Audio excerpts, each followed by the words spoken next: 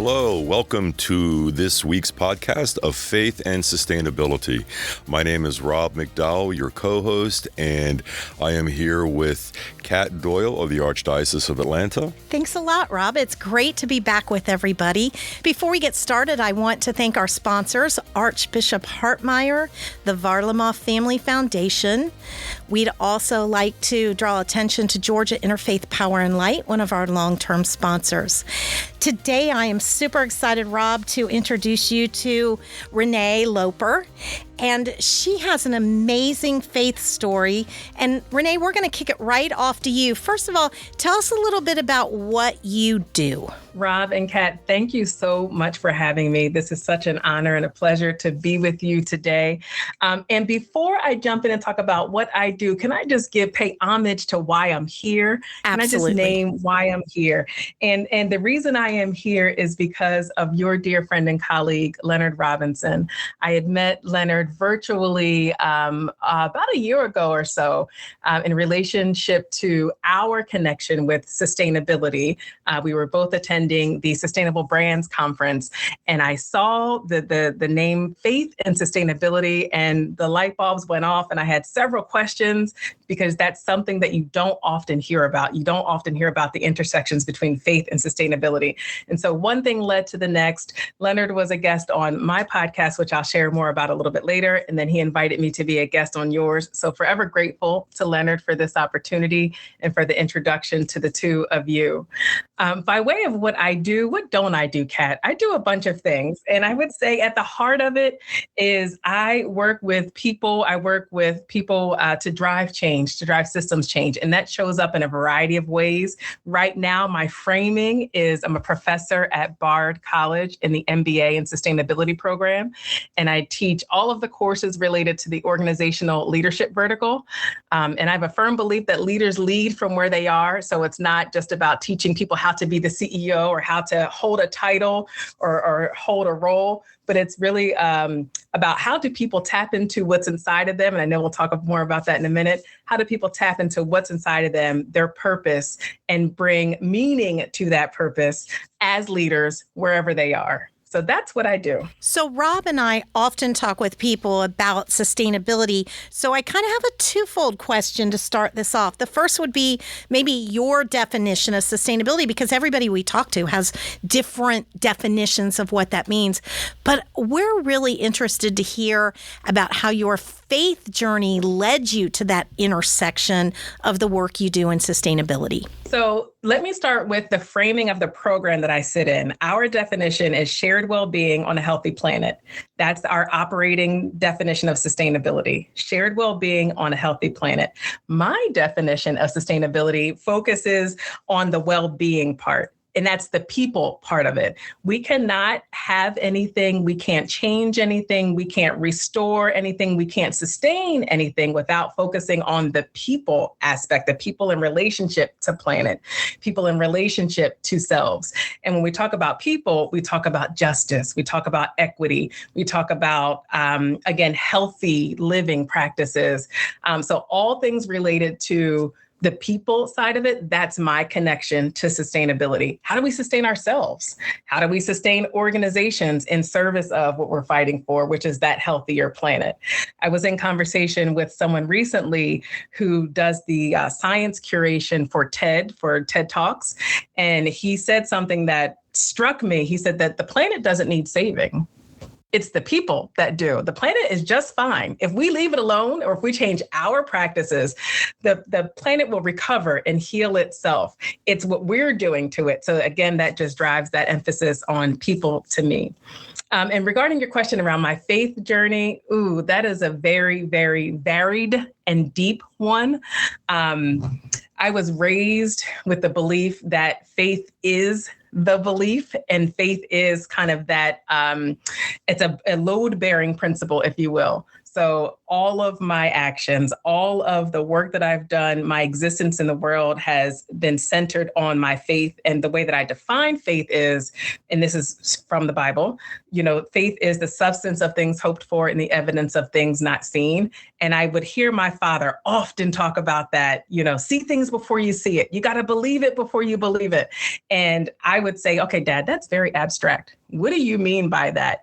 And then as I got older, I recognized the power in actually believing things as if they were. And that intention kind of sets things into motion. That intention kind of builds things into fruition. Renay, do you teach classes as well? I do. So I teach at Bard College, I teach personal leadership development, leading change in organizations, and becoming a sustainable organization. And then at NYU, Wagner and their Executive Masters of Public Administration, I teach leadership confronted. Do you find that the students are receptive to the idea of sustainability? Oh, 100%. At the organizational level, or are they buying into the sustainable earth, the sustainable world belief that you hold personally? So I would say both and one more. So they come in with this notion of sustainability being the earth. We have to protect the earth. We have to preserve the earth. We have to change our practices in service of the earth. And yes, that is very true. Then through our coursework, we talk about, okay, what does this mean from an organizational level? How do you sustain organizations, which is the structure or even the infrastructure that will, be in service of this bigger, goal that we have?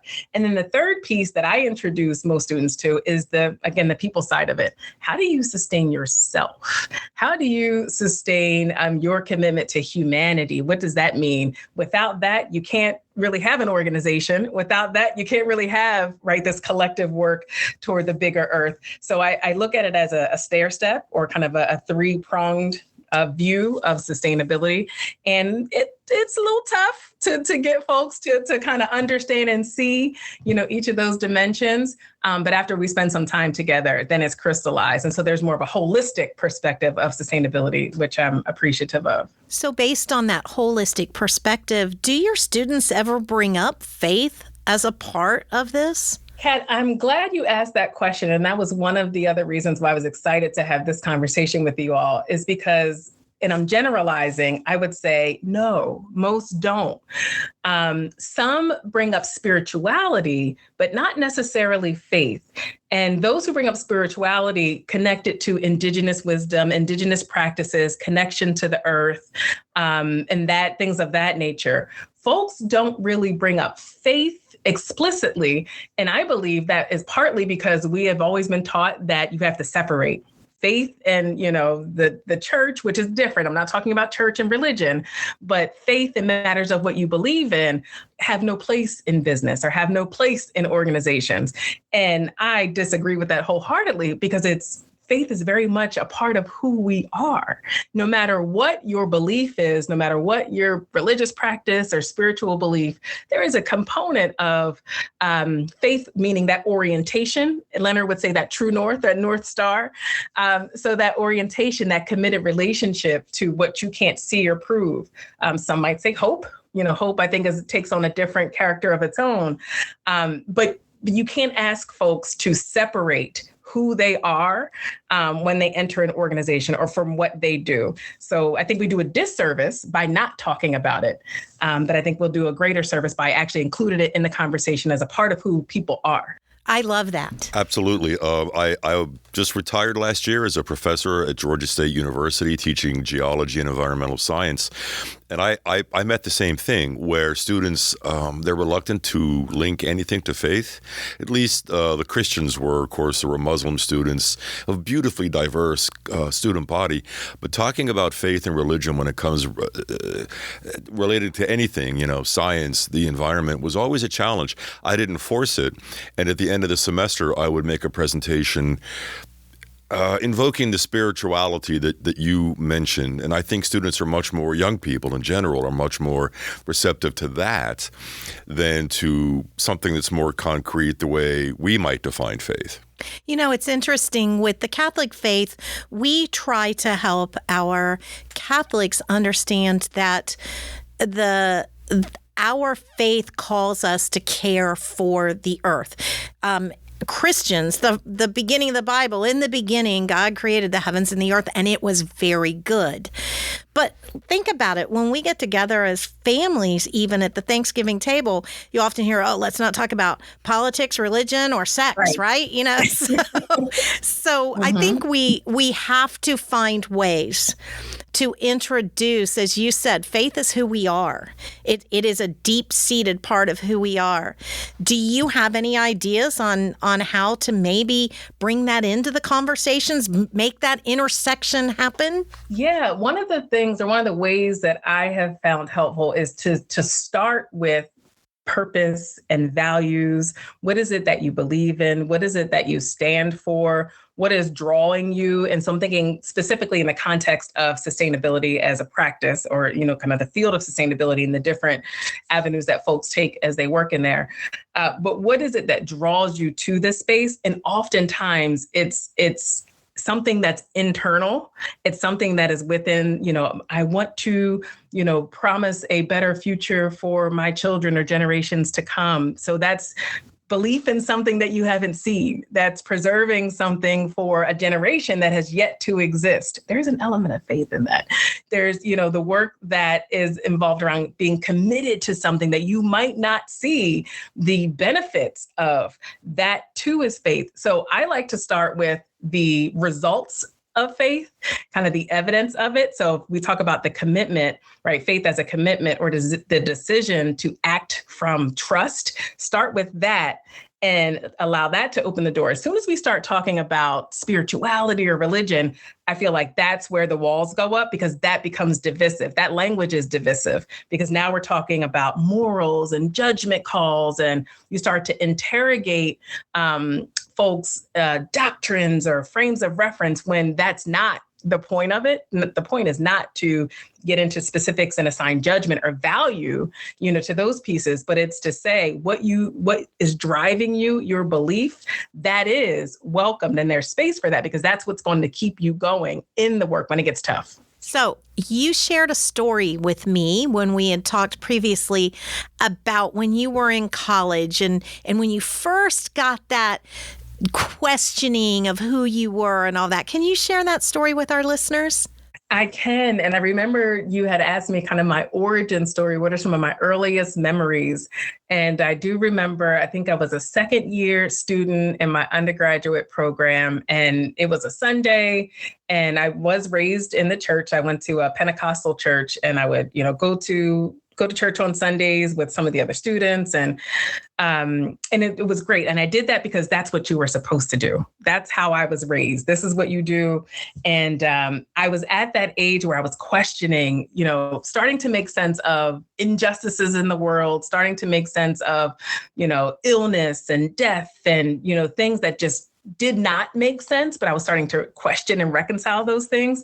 And I remember laying on the floor and just praying, God, how do I know you're real? How do I know that, you know, you really exist and there's something greater than me that's at play? How do I, Renay, truly know? And a scripture came to me, literally, it seemed like out of thin air. And I can't recall the specific book and verse, but the scripture is, I am that I am. And it shook me to my core, because I was not a Bible scholar, did not memorize verses, but why this particular verse came to me that said, I am that I am, was mind blowing. And it was a reminder. Actually, it wasn't a reminder, because I was questioning. It was a light, an illuminator, that there is something greater than me that is at play. And if I believe in that, that something greater, you know, that's where the faith comes in, and to trust that will direct my path. And so ever since then, I still am a curious person, still have questions, but I never once doubted the existence of God. That's amazing. That's fantastic to have that kind of a revelation when you're in college. That's unusual. It's usually college when people fall away. Tell us about some of your successes at the organizational level with sustainability. And especially if they have related to your faith. Some successes. What do you mean as far as, can you elaborate a little more or? Well, you teach the classes on sustainability in organizations. Have you seen the fruits of your teaching manifested in organizations? Great question. And I would say yes. And yes, I think I see the immediate evidence, when students, we have one-on-one conversations and we're going in deeper about, the role of person in organizations and in driving systems change. So I see the immediate click there. But then when they go out and apply what we're discussing in the workplace, fraught with the challenges that they present and folks continue to press forward, I see the evidence there. But I would say the biggest evidence that I've seen has actually not been in the classroom. And this was before I started teaching, when I worked in international development, and I would travel the world and work with corporate employees from a variety of organizations who would sit in a variety of different capacities within their companies. And we would partner with nonprofits around the world. So for instance, I would go to Surabaya, Indonesia, and we would take a small group of employees from, let's say Dow, for instance, and we would partner with nonprofits on how to gain access to clean drinking water. So we would have engineers, marketing folks, communication folks form these small teams and work with organizations on how to design systems to get access to clean drinking water in a sustainable way. That human to human connection and kind of facilitating, the employees on why are you here? Why are you doing this? There's something that's greater than you at play, and for you to use your skills, your expertise, your knowledge in service of, partnering with, other organizations and people in these organizations to have a basic human right, water, clean drinking water. That to me was mind blowing. So it was the action piece, the active element of, again, that faith and spirituality coming out through the work. So from a lot of this work you did internationally, Bard recruited you. They specifically recruited you for their podcast. Tell us a little bit about that story. Yes. So the podcast is called Through the Noise with Jay Renay. And it's really an attempt to surface how folks in this time, I'm talking about this is 2026, a very noisy time. We are inundated with things grabbing for our attention, whether it be through social media, through the news, through our families.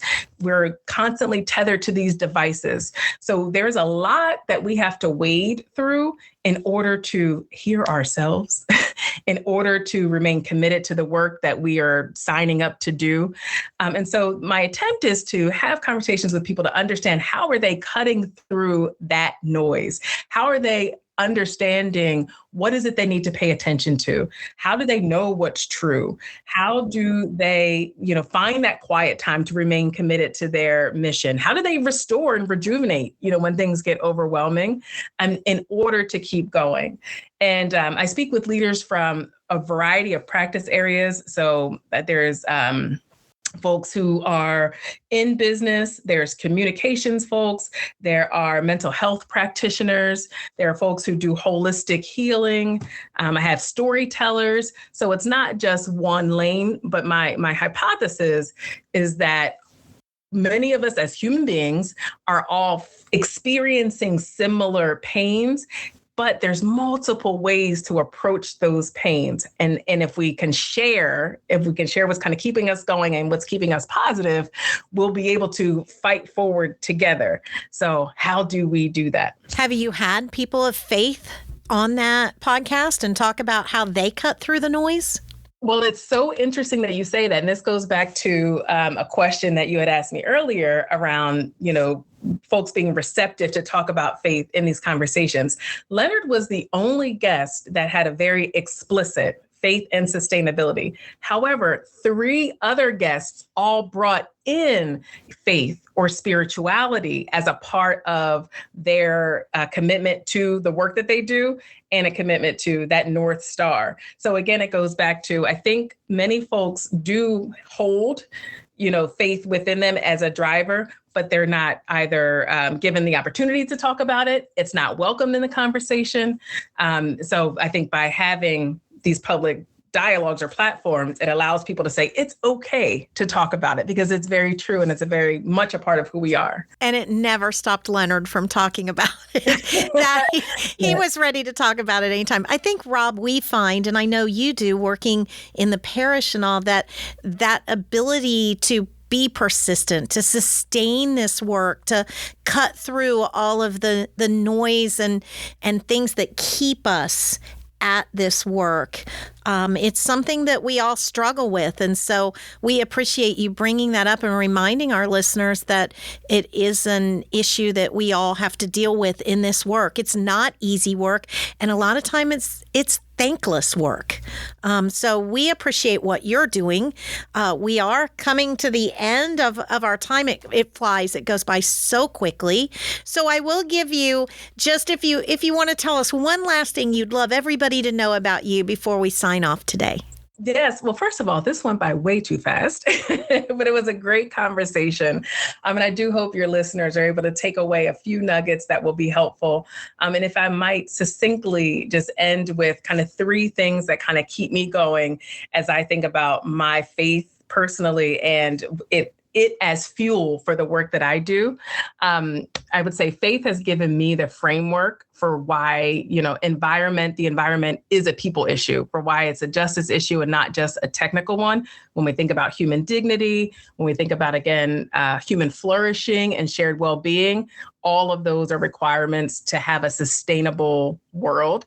So faith connected to moral grounding and human dignity. The second piece is, again, I'm in the work of systems change, long horizon thinking. System change is very slow. Faith traditions are built for long horizon work and long-term communities. So again, just naming that as an anchor. And then the last thing is just keep leaning on faith when when the progress of your work is invisible. Just continue to know that faith is your anchor and allow it to drive you. To your point of it being thankless, just know that it is the world and humanity will be full of gratitude for you continuing to fight forward for and through your faith. That's fantastic. Renay, thank you so much for joining us today. And we'll look forward to meeting everybody next time at the intersection of faith and sustainability.